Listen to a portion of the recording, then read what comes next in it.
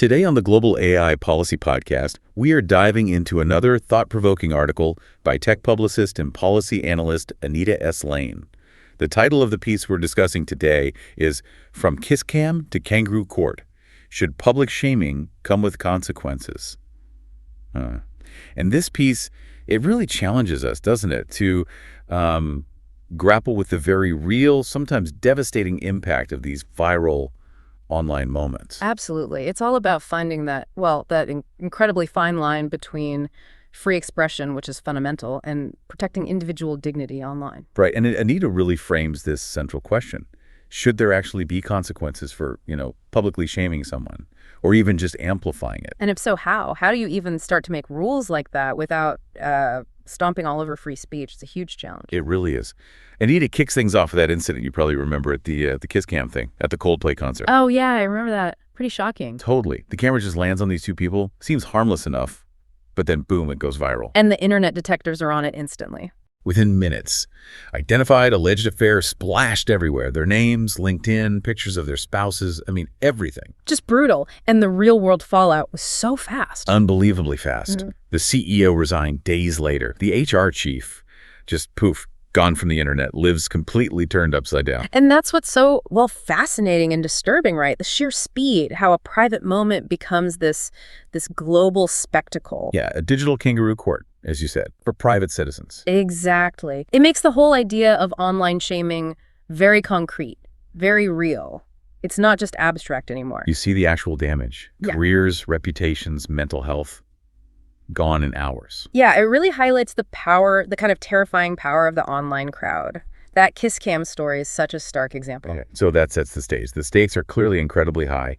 But where does the law stand on this? Is anything actually being done? Anita suggests lawmakers are moving, maybe not calling it anti-shaming exactly, but moving towards protecting dignity online. That's right. She argues there are already important precedents being set, even if they're not explicitly labeled anti-shaming laws. It shows a direction, a willingness to step in. So what are these precedents? Can you unpack some of them for us? Sure. She points to a few key examples globally. So in the U.S., there's the Take It Down Act. Okay. Its main goal is tackling non-consensual sexual imagery, making distributing it a federal crime.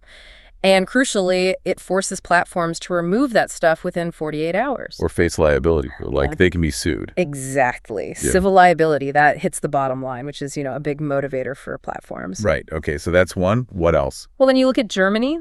They have their NetzDG law from 2017. This one's pretty robust. Oh, I've heard of that one. Yeah. It mandates networks delete clearly illegal posts, hate speech, defamation, could include some forms of shaming really fast within 24 hours. And the fines are huge, right? Astronomical. Up to 50 million euros if they don't comply. That gets attention. You'd think so. 50 million. And then the UK's got its Online Safety Act coming in 2025. Similar idea. But the penalties are potentially even bigger, up to 10% of global revenue for platforms that consistently fail on harmful content. 10% of global. Wow. Okay, that's serious leverage. It is. And then there's the EU's Wider Digital Services Act, the DSA. That puts new duties on the really big platforms, over 45 million users, specifically about limiting stuff that violates privacy or dignity. So it broadens the scope a bit. Okay, so connecting these dots, Anita's point is that lawmakers are already in this space, protecting dignity from certain harms online. Precisely. She's saying, look, the principle is established. Legislatures are willing to act to protect people online. An anti-shaming rule wouldn't be some radical new invention. It'd be more like extending that existing protection. Kind of broadening the umbrella, yeah. Moving beyond just things like revenge porn or hate speech to cover a wider range of public humiliation. Got it. That makes sense as a framing. So, okay, building on that foundation, let's get into the arguments for maybe needing specific anti-humiliation rules. This is where it gets really interesting, thinking about the actual human cost. Yeah, and her arguments are pretty compelling. The first big one is just fundamentally about protecting people's mental health and their livelihoods. Which we saw destroyed in that Kiss Cam example. Exactly. Viral shaming isn't just embarrassing. It leads to job loss, serious depression, anxiety, sometimes even suicide. It's devastating. And Anita has that analogy. Right, the seatbelt analogy. She says, a deterrent fine could save careers as seatbelt laws save lives. It reframes it as a safety issue, almost. Preventing real harm, not just hurt feelings. Exactly. Then there's the argument about privacy as a basic human right. She brings up Article 12 of the Universal Declaration of Human Rights. Remind us what that says. Basically, it protects against attacks on your honor and reputation. Everyone has a right to legal protection against that.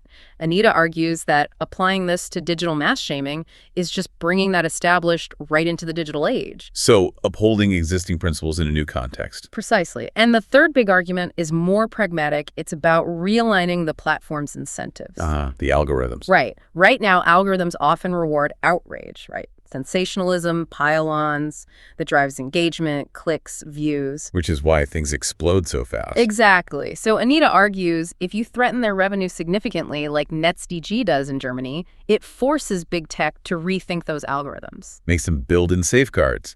Offer ways for victims to get help faster. Yes, it makes it economically smarter for them not to let this harmful stuff run wild. It changes their calculation. Okay, those are definitely strong points. The safety aspect, the human rights angle, and hitting them where it hurts the bottom line.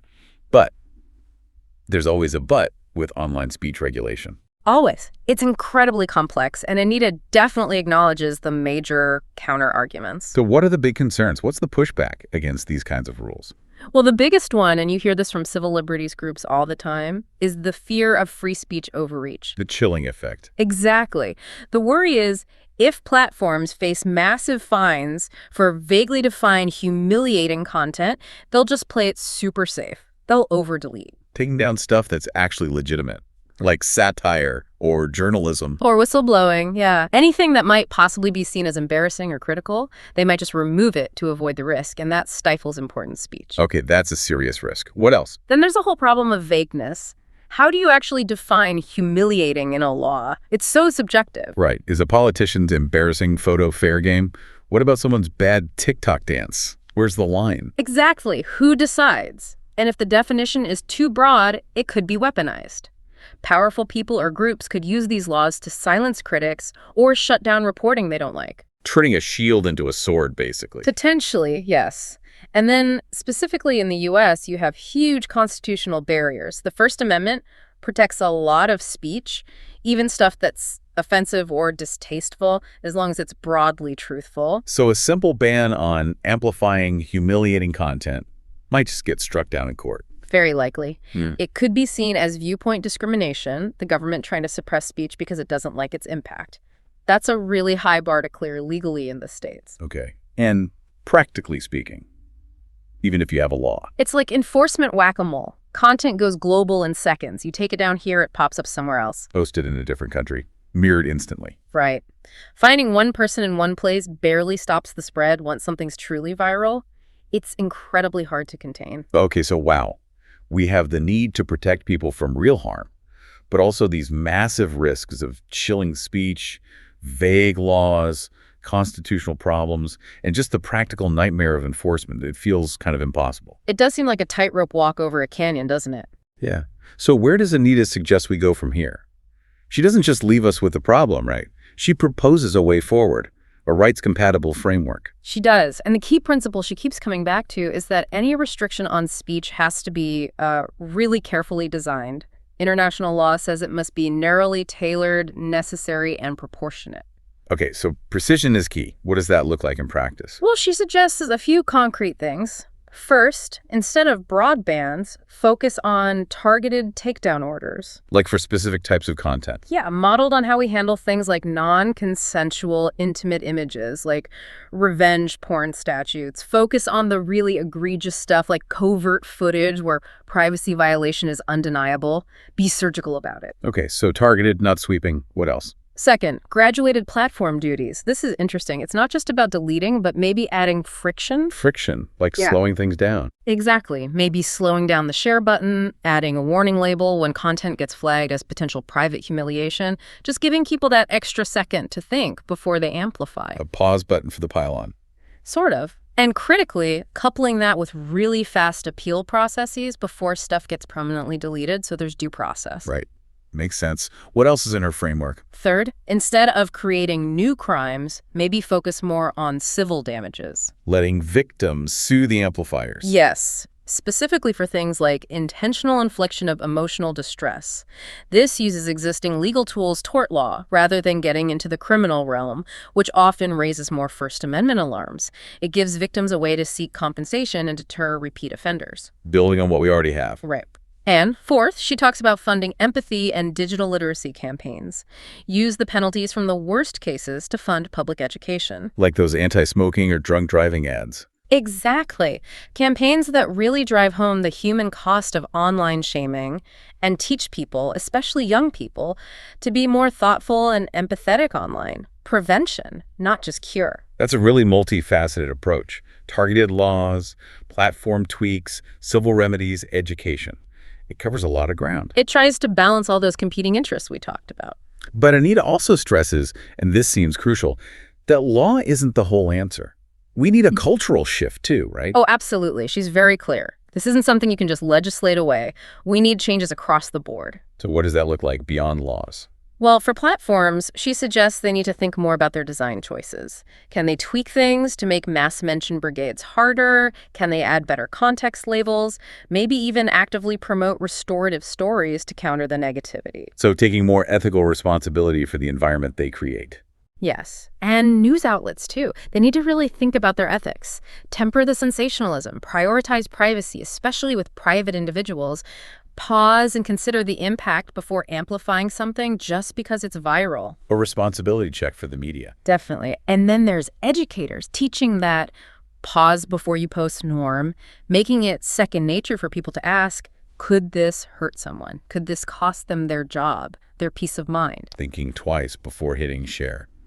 Digital citizenship, basically. That's it. Cultivating that sense of personal responsibility for our digital footprint. So in the end, Anita seems hopeful that we can blend these things, the legal tools, platform changes, and this cultural shift towards empathy. She seems to believe it's possible, yeah. Her final message is really personal. It's a reminder that we're all human. She asks us to put ourselves in the other person's shoes. What if that was your brother, sister, father, mother, or friend? Exactly. It might be tempting to laugh at some viral moment, but think about the person on the receiving end. She urges us to, quote, laugh less, publicly, emphasize more, and think.